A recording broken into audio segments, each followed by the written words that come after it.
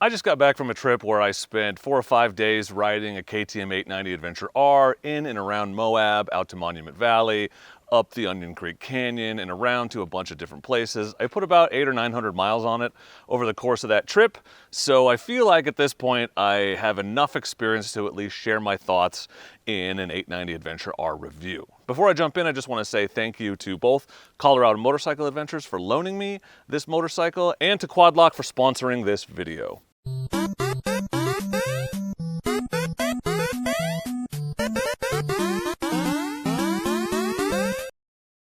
Before I jump in, I just want to make it abundantly clear that I primarily make videos for riders like me. That is middle-aged, sort of average riders who fall more onto the explorer end of the explorer versus thrill seeker spectrum. I don't have any intention of riding like Chris Birch, and honestly, I don't think the vast majority of my audience does either.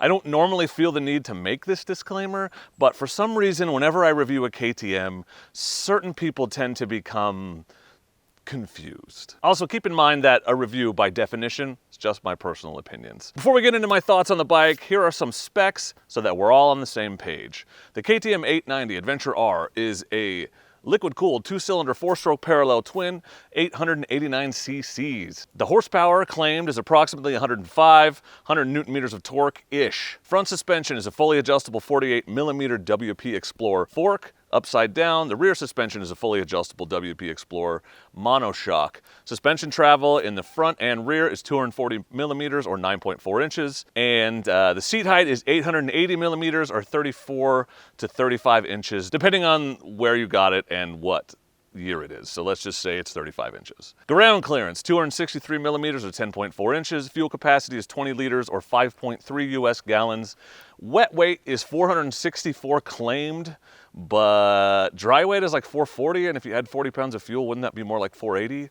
I don't know. It's somewhere in that range. Front wheel is 21 inches, the rear is 18 inches, and it has ABS, cornering ABS, 6-axis IMU, off-road mode, and cornering lean-sensitive traction control and ABS. First things first, what do I like about this bike? There is a ton of things. It's a fantastic machine. I don't think anyone would argue that. This is an exceptionally capable motorcycle. It's probably the best adventure bike that exists on the market in terms of its ability to take on the most challenging terrain. It has tons of power whenever you need it, lots of low-end grunt for crawling through technical sections, and plenty of on-demand torque to get you out of sketchy situations. Very stiff suspension that can handle technical terrain at incredibly high speeds. I love KTM's off-road mode. It's one of my favorite things about KTM's, and so far I have not experienced anything else like it. The way that the 6-axis interacts with the traction control and the ABS is unlike anything on any other adventure bike made by another company, at least that I've ridden on. The tank is down low, which keeps the center of gravity of the bike low, which means easier maneuvering, particularly at slow speeds. Comes with tubeless tire standards. The brakes are crisp and responsive.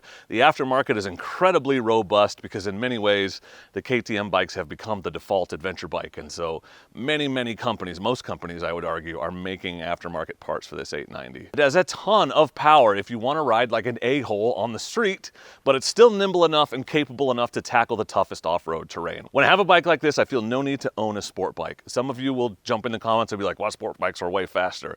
That's not the point. The point is I don't want to go faster. It's plenty fast for me. It's as fast as I want to go ever. So I love that about it. The off-road mode automatically disables the rear ABS. You do not need to fiddle with individual settings. You just flip it into off-road mode, which is admittedly more button presses than it should be, but it is at least not necessary to put it in off-road mode and then go in and also disable the ABS like certain other brands, Honda. The riding modes each feel distinct and they're all useful in their own way. They're also clearly labeled so you know what each does. Range, street, off-road, and rally. It's pretty clear what each one of those does without going into the manual. You can switch the modes while riding, while you're moving. You do not need to stop and pull over. It's a lot of button presses, but if you kind of get the sequence down, like switching modes is just you hit set 3 times in a row and then up twice to go from street to off-road and then set and then you back out. That's way more button presses than it needs to be, but it can be done without looking while riding on the fly. Close the throttle, it'll switch modes and you can keep on riding. It also maintains whatever mode you're in when you shut the key off, which is key. It has built-in USB and 12-volt chargers. It has an amazing intake sound. It loves to go fast, it wants to go fast, and when you go fast, you are rewarded for doing so with an incredible sounding intake and exhaust. The suspension is easily adjustable, and the forks at least can be adjusted on the fly. The unique fuel tank design takes the brunt of many crashes and tip overs, meaning lower crash bars are pretty much unnecessary, which saves you weight and width. I tested that one personally on my 790, which has the same design, basically as soon as I got it. I've got a picture of that I'll put in for you. So again, I want to say thank you to Colorado Motorcycle Adventures for loaning me the 890 that I rode in Moab. And the first thing I did when I got that bike was put a quad lock mount on it so I could listen to music and navigate around Moab using my phone. It was quick and easy, and there are so many mounting options that it's easy to find one that'll work with your bike and your setup. Quad lock system is very simple. It consists of two parts. There's a case that goes on your phone. It's a great phone case. I drop mine all the time. I've never had one break with a quad lock case on it. And on the back of that case is a lock for the quad lock. The other part of it is you have a mount that goes on your handlebars. They have 1,000 million different configurations. So I had a single pivot on the 890 Adventure, followed by the vibration dampener, followed by the weatherproof wireless charging head. I plugged that into the 890 and was good to go for charging and mounting and keeping my phone secure throughout all of the technical rough terrain that I was riding around Moab. The vibration dampener protects your phone and your camera, and the thing is secure as hell. You can move the bike around with it. I've never had a phone come off a quad lock mount, and I crash all the time, as you know. So big shout out and thank you to Quad Lock for sponsoring this video. I'll put a link in the description so you can pop over and check out their 360 configurator, which lets you build your own mount system from the bottom up so that it works perfectly for you and your setup. There's a lot to like about the KTM 890 Adventure. It's a great bike. I'm just gonna keep saying that. It's a fantastic machine, but it is not perfect. So let's talk about what I don't like about it. One, the tech pack or rally pack, whatever you want to call it, is a $500 to $1,000 add-on depending on your dealer, and it's pretty much essential. That gives you the quick shifter, that gives you cruise control. Again, pretty much essential on a bike that you're going to ride on the highway.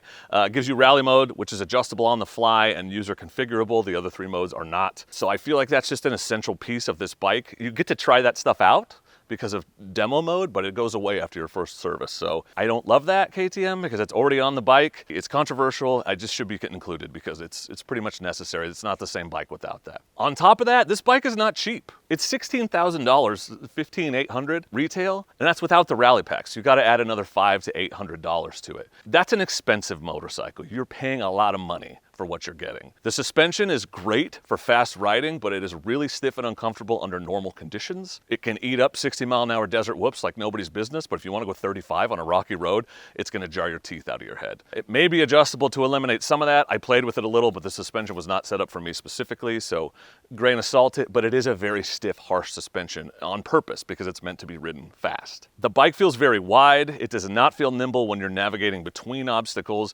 and it does still feel a little heavy to me. That's maybe sacrilegious. The low-down tank design makes a difference, but I just came off of the 660 Tuareg, and compared to that, the 890 does feel less nimble to me. Navigating mode switching is more complicated than it needs to be. Other bikes just have one dedicated button that switches between them. Even my Ibex that costs a third as much has that. This bike needs that. One button, just switch between modes. That's what I want, KTM. The seat is stiff. It's good for a few hours, but doing a whole day on it is difficult. Not unusual for a stock bike seat.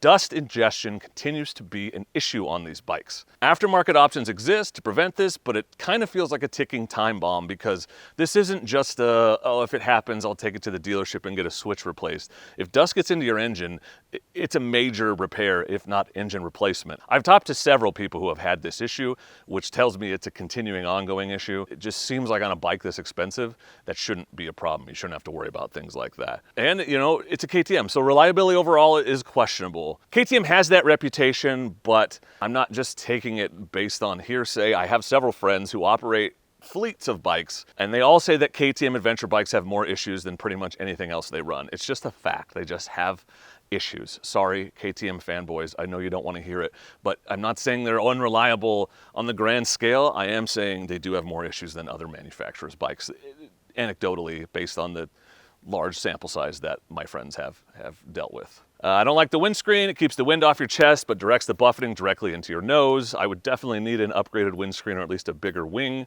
if I was going to do a lot of highway riding. Doesn't really matter off-road.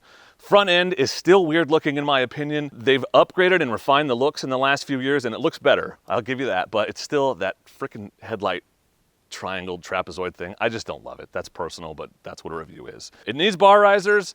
Every one of these I've ridden, my 790 needed bar risers. The one I rode this weekend had bar risers on it, and that's not just so I can get up and stand comfortably and be in the incorrect riding position. It's so that I can be comfortable-ish in the correct riding position. And now that I know the difference, I still think the bars are too low from the factory, personally. And I'm not tall. The stock skid plate is meh, you know, it's aluminum, it's a rock deflector, pretty standard. And the leg heat issue, people always ask about that. You can feel a little bit more heat on the right side because that's where the radiator is. Comes right off onto your leg. It was noticeable, but not annoying. It's not a deal breaker. It was 90 degrees several days I was riding out there, and I was in mesh pants, and it was like, you kind of notice it when you're sitting still, but when you're riding, I really didn't. And honestly, in the winter, that's an advantage because it keeps your leg warm. And probably my biggest con, like I said, this bike wants to go fast. That is great in the hands of an experienced rider, but can be a little dangerous and uncomfortable if you're in over your head and above your skill level on this bike. It's not for beginners, and it's not going to be comfortable or useful for beginners or even some intermediate riders. After a long weekend of riding, almost 1,000 miles, what is my final conclusion on this bike? What do I think about it? Well, this is without a doubt the most capable stock adventure bike you can buy off the sales floor. If you want to crush desert whoops at 60 miles per hour, this bike will do it right out of the box. There are hundreds of videos of people like Chris Birch launching this bike off of embankments into creeks and wheeling away with reckless abandon. If you need that level of performance from an adventure bike, then it's pretty much a no-brainer.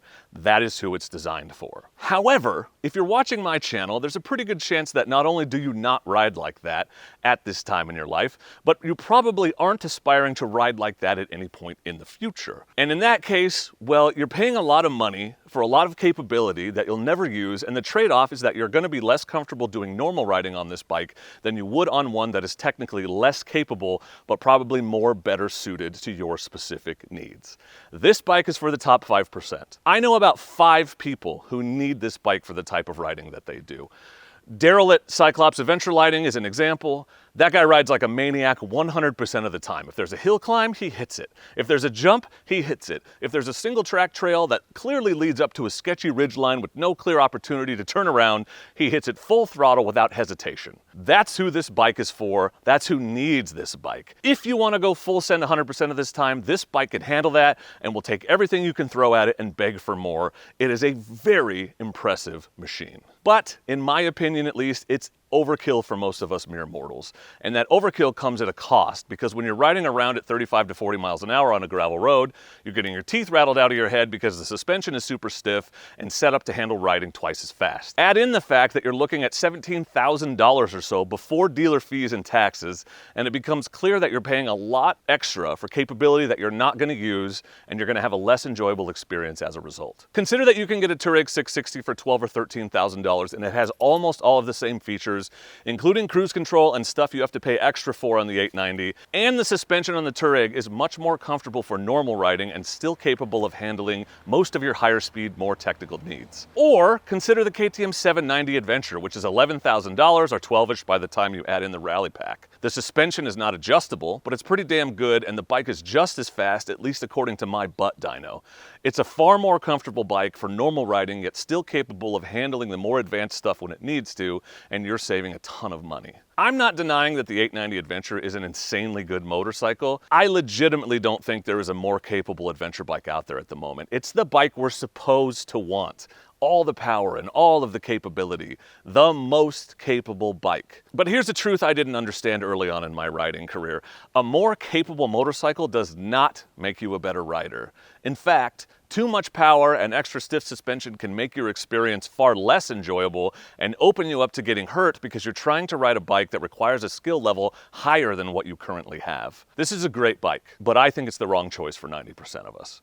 The 10% who need it already know that and aren't watching my review videos to decide. If you're here and you're in what I would call the typical adventure rider group, aka people kind of like me, or you're anything but a 9 or 10 on the Explorer Thrill Seeker scale, that is extreme thrill seeker, then I don't think this bike is going to be a good fit for you. There is a reason you can pick up an 890 Adventure with 1,000 miles and $3,000 worth of mods pretty much anywhere you want.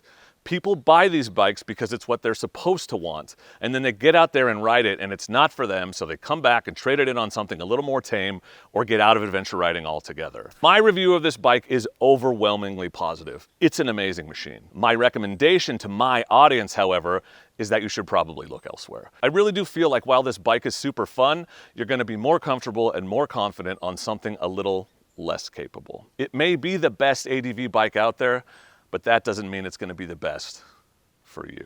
Thank you for watching, I appreciate you, and please do not forget to be excellent to each other. Thank you. Excellent! Let the very interesting comments from people who completely missed the part about it being my opinion begin. You can't talk bad about a KTM, even a little bit, without certain people getting very upset.